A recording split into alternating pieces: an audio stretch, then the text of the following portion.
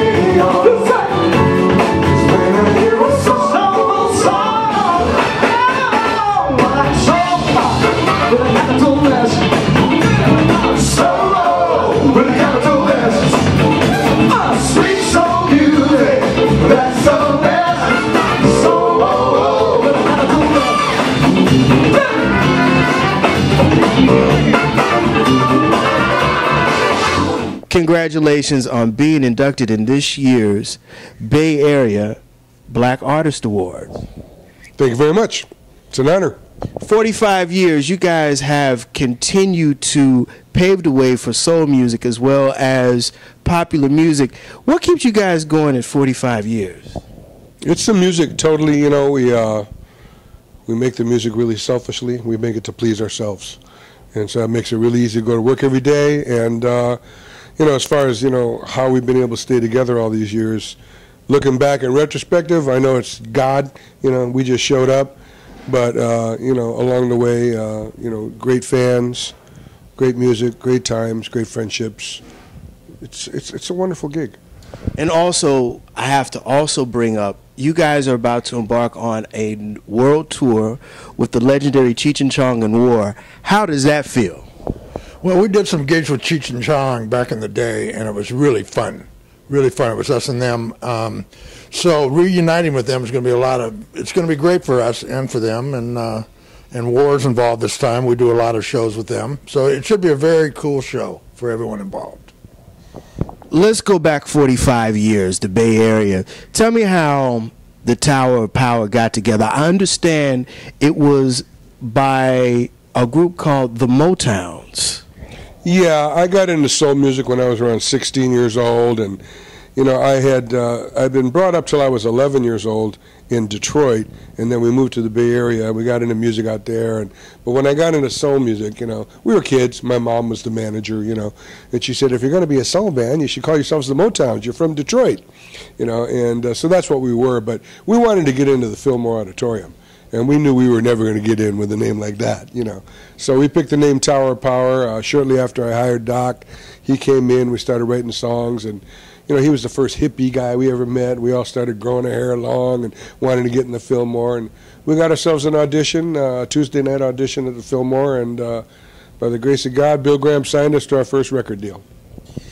Paint the picture. I interviewed Lenny Williams last year, who was part of Tower Power. And paint a picture of San Francisco, Oakland at the time, because you guys hail out of Oakland and you guys remain true to Oakland. Tell me about the music scene in the late 60s that was going on. Well, you know, the Fillmore Auditorium and Bill Graham was the center of music for the entire world at that time. I mean, it was the most popular movement of music, the whole psychedelic era.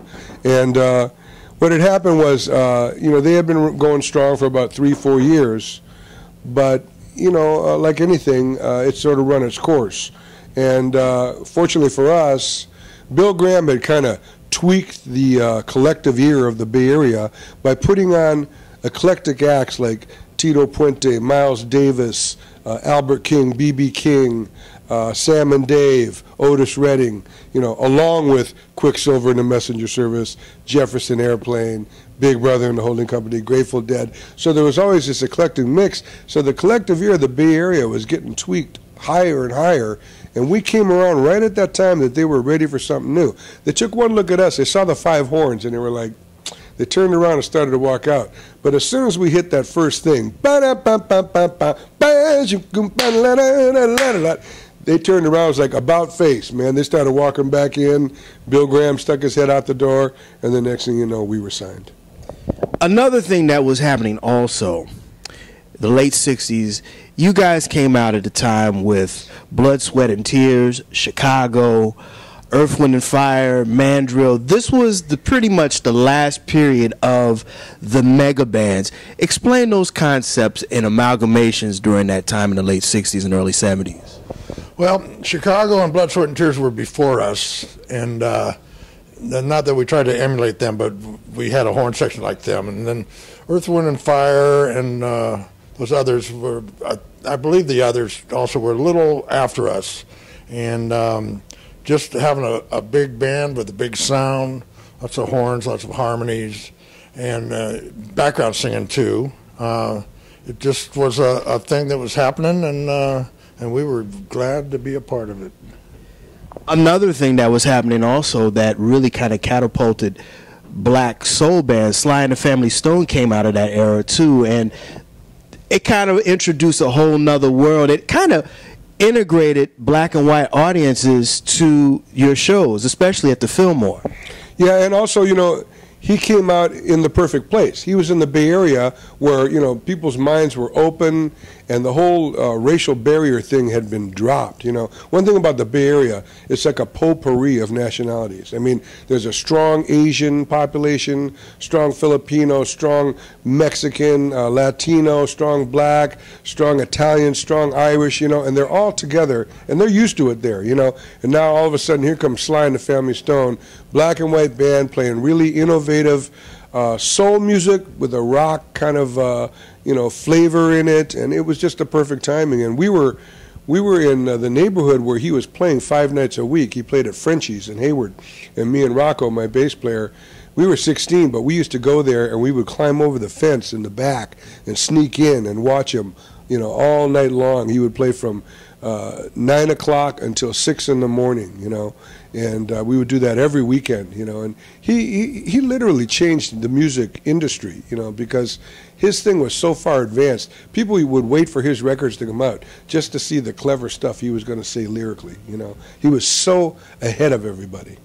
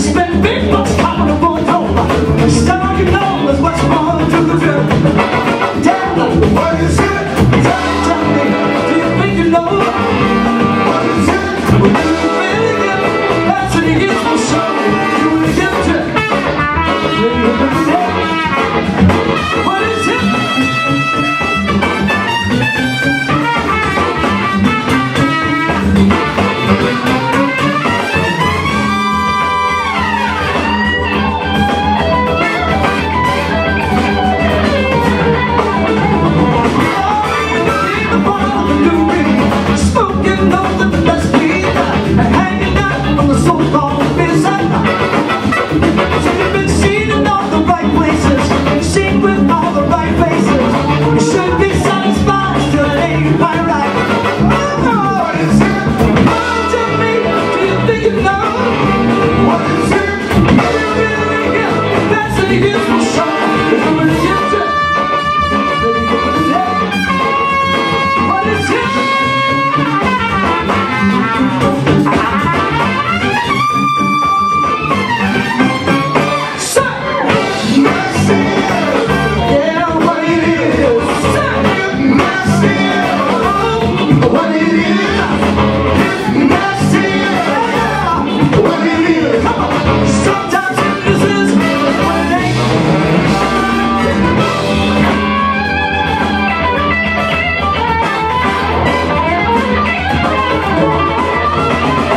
Tell me what has made Tower of Power success last 45 years. I think we enjoy each other. I think we like making music together. We don't tell each other what to do, ever. We just enjoy each other and play music together. We just live together, you know. It's great. I think that's probably the biggest thing that keeps it together. What is it about the fans that keep coming back to Tower of Power shows every single night, year after year? Well, it's like we're like the Grateful Dead or the Mafia. Once you're in, you never get out. What's the one significant thing about Tower of Power's music that really put a niche in American music? You know, I don't really know. I mean, I think our story is still being written, you know. So one thing about our music is that it's not one person who's the star of the show. It's our music is the star of the show. And so I think our biggest asset is that we're like a team. You know, we function well as a group. And I think that's our biggest asset. One of the things that made Tower of Power stand out from everybody, and even to this day, is the horn section. And that has been a staple for soul music because James Brown was doing some very unique things. Parliament Funkadelic came along a little later around that time. They were doing some very innovative things. Tell me about how you guys kind of visualize putting together a soul band centered around the horns. Well, it just, that's what was happening. You know, little soul bands had horn sections, and all the records had horns, like the Stax records, the Motown records. And by the way, speaking of Sly, he changed Motown. I mean, Papa Was a Rolling Stone and all that was a major reaction to Sly Stone. So he did change the whole music business. So, you know, we were horn players and had horns and wrote it, and we're riding it to this day, 45 years later. Now, it's interesting because most guys, when they play bands, they want to either sing and they want to play piano or they play guitar, but horns were the crux, and still is the crux of Tower of Power. Who were some of the horn guys that you guys grew up listening to, or some of your innovators? Well, we're in New York City talking to you at B.B. King's, and you know, there was a guy in town here, a producer named Jerry Ragovoy, and he produced a soul singer that was very popular in the Bay Area. His name was Howard Tate, and he had a song called Stop and a few other really great soul tunes. But we were always looking for the stuff that people weren't listening to. You know, there was all the top 10, you know, My Girl and Knock on Wood and all that kind of stuff. But we were listening to the stuff, you know, the B-sides and the hidden gems on albums and stuff. We found that Howard Tate album, and that horn section on there, produced by Jerry Ragovoy, we kind of patterned our horns after that. They had a big, fat baritone sax sound, you know, and it was just, it wasn't a horn sound like Blood, Sweat, and Tears or Chicago with that sort of Baroque rock kind of thing, classical rock kind of thing. It was soul, you know. And then, of course, you know, Memphis with Otis Redding and Sam and Dave, those horn sections down there, you know, it was soul music. And James Brown, obviously, you know, the epitome of a soul music horn section. So that's what we were doing that was really sort of different from the rest, because everybody else had their own approach, you know, but we wanted to be a soul band. You know, soul music also, again, was evolving, and rock and roll was evolving again in the late 60s, as we touched upon earlier. But another thing that you guys were doing were you were doing ballads, you were doing the funky stuff, and you were doing some very experimental things as well. How did the production and the writing process come out between you guys? Well, we just, I knew that Emilio was really good at arranging songs for, you know, so our versions of the hits of the day and the B-sides of the day were very innovative. So I thought, why not write our own stuff? So we started doing that. Our first song, Still Young Man, was we based it on there was a Curtis Mayfield tune called A Woman's Love, which had a trumpet part that kind of inspired the introduction, and there was a song called Does Your Mama Know About Me that Bobby Taylor and the Vancouvers did, who incidentally had Tommy Chong was in that group. And Motown band. Yeah, that and so we got one of the major changes in Still Young Man was inspired by that, and so you know, and Knock Yourself Out, our second tune, well, I guess it was third tune, was Tell Mama. It had a similar change to Tell Mama, and we took things that we liked and then put our own personalities on them, and that worked for us, and. You know, before you knew it, we were virtually all original stuff, and then just in the last few years, we've put in a James Brown thing, and we do Me and Mrs. Jones now. So, but we're mostly original, starting from those humble beginnings till now.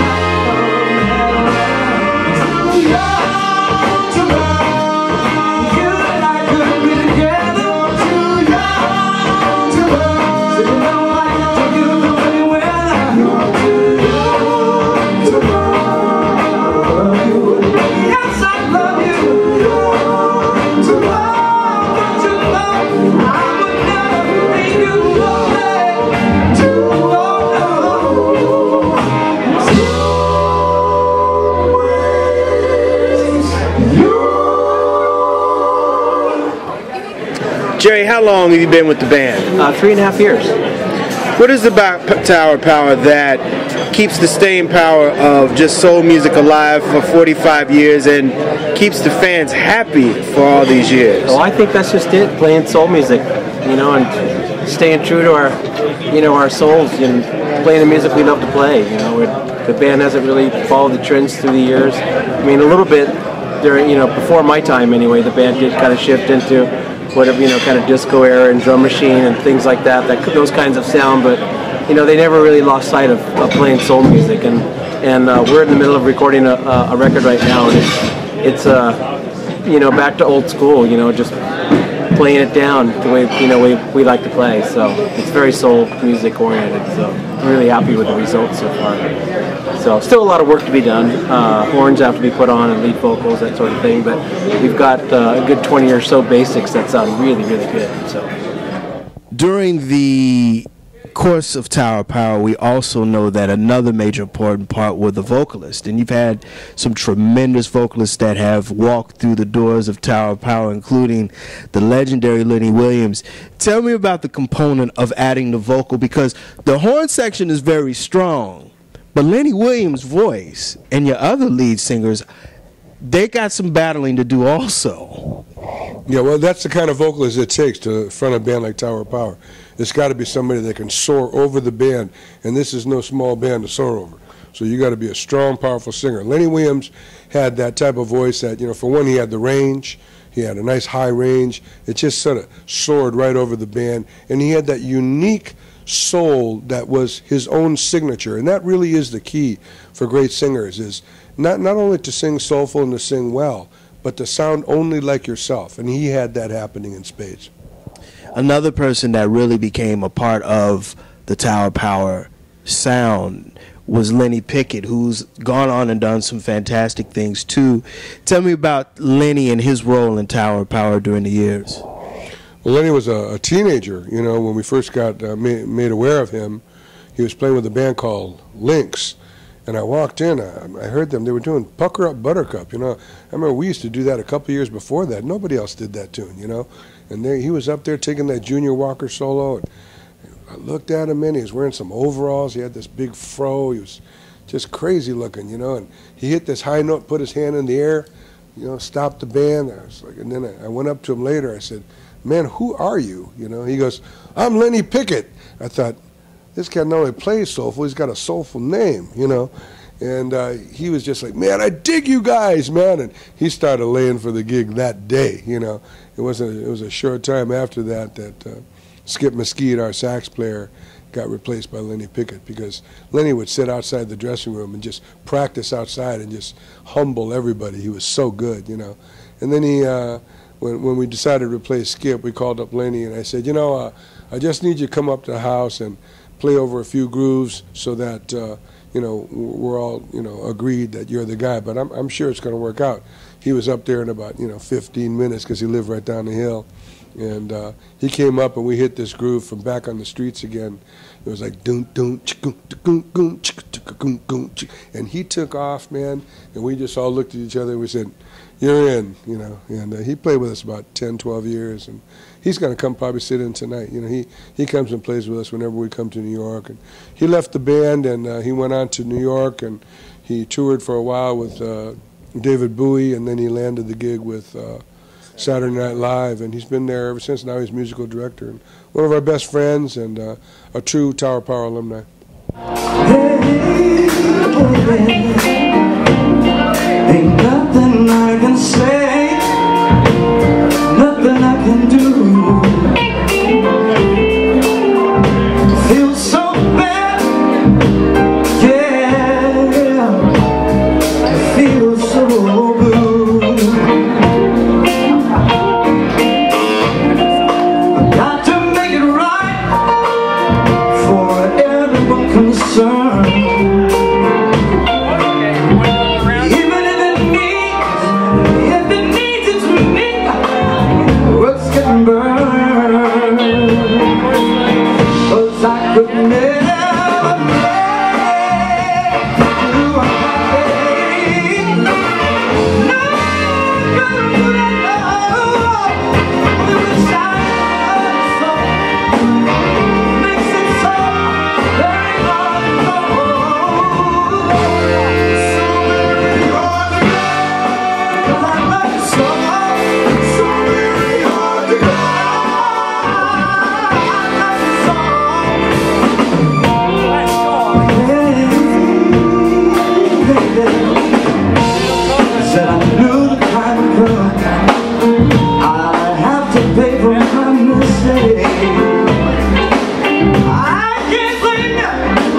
But what you doing to me, girl? Even though my heart aches. Yeah. Dreams have all come true, just to bring a plan. So I just step aside, I said I'm gonna step aside, and lend a helping hand. Looks like the never make you happy. No, no, only with something so. Who makes it so? Everybody knows. So very hard to go, because I love you so. So very hard to go. I love you so.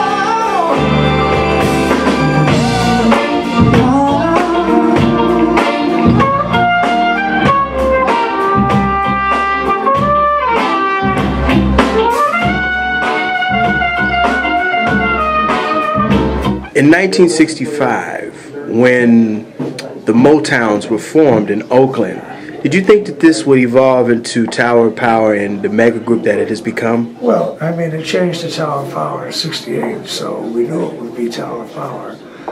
What kind of legacy and history we've had, no, we had no idea at that time. Do you think that Oakland really kind of was a whole different type of musical scene in the 60s, meaning that Memphis had that soul thing, Motown had its soul thing, San Francisco brought another vibe to the music? Well, that's the whole thing. San Francisco had a very distinct thing going on, you know, with Santana and the Airplane and the Dead, all those people, and much more. And we were different than all those guys, and we lived in the East Bay, so we wanted to identify with that, and hence why, and we all ended up moving to Oakland when we were finally old enough. I joined the band when I was 14 years old. You know, the 70s, mid-70s evolved into disco, and James Brown was never disco, and Tower of Power was never disco, and the big bands like yourselves, the Chicagos and the other big bands with the horn sections, kind of waned towards the end. What was happening to the music scene, and what has kept Tower of Power so relevant in 2013? Well,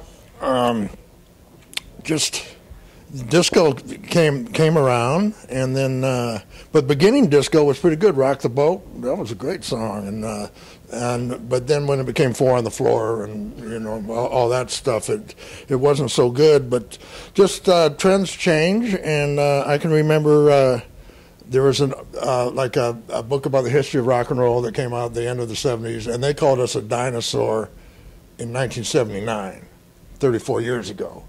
So, but everything old is new again, and you know we made it through the tough times. There were some tough times in the early '80s for Tower of Power, believe me. And thanks to Huey Lewis, who took our horn section on the road for 3 world tours in the mid to late '80s, we were able to get through that bad period, and we do have Huey Lewis to thank for our career. We truly do, and I always, whenever I see him, which is fairly often, I always thank him because that was great. We made it through the bad times, and as a matter of fact, there was a little bit of alcoholism and drug addiction going on that we stamped out, and we made it through to the other side, and now our stuff sounds much more today than, say, the stuff with the machines and all that came out. Anyway, I'm just really glad to be part of Tower of Power, and we are thriving. That'll do it again for another edition of the Pace Report. I'm Brian Pace, reporting live here at BB King's here in New York City. I'd like to thank the members of Tower of Power, as well as congratulate them on 45 years of giving America great soul and R&B music. Also, I'd like to personally thank the staff and management here at BB King's for their hospitality and service. As always, please visit my website, www.thepacereport.com, for my weekly column as well as my past segments. Until next time, remember, if it's in the groove, it'll make you move. Until next time, peace.